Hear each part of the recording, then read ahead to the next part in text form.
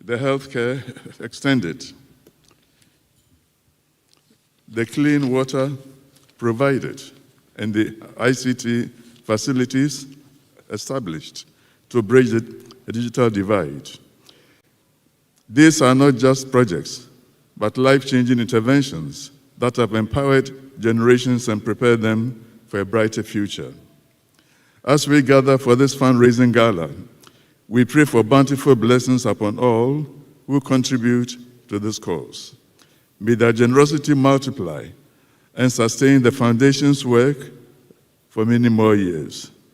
Grant Otumfuo strength, long life, and divine protection as he continues to live with grace and excellence.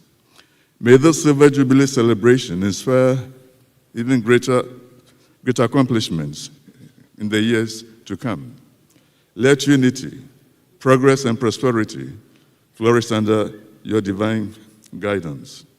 Bless this night, bless this cause, and bless the kingdom of Asanteman and all of Ghana.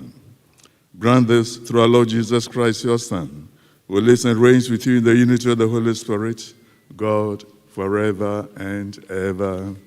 Amen. Please be seated.